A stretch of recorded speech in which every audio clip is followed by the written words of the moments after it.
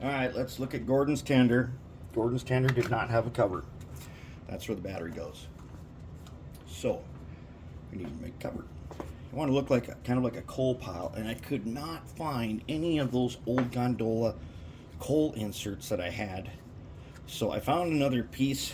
This was some kind of a, it was the footing for some bridge thing that I had that I didn't use when I built it. And then I needed a piece of plastic to go on here. Now, I knew that if I used some styrene like that, it wouldn't be tough enough.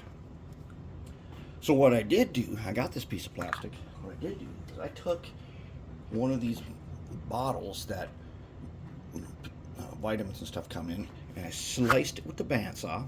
And this is like really slippery plastic. So then I roughed it all up with the scribing tool.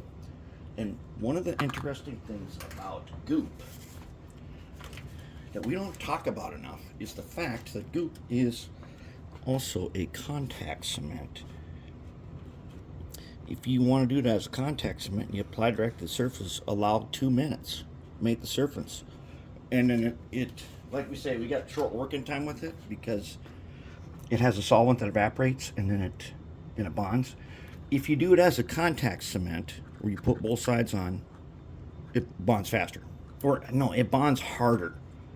But this will be bonded hard enough. I mean, it could still be undone. And then I just drilled 2 holes, and I drilled 2 holes and tapped them.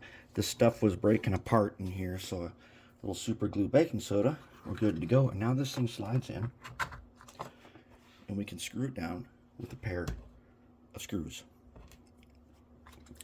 And that way you can put the battery in, and you can take it out, and the kids can play with it too. Now I'm going to go paint it, and then I'm going to seal it with some acrylic, and then it should be good to go. And we're getting closer.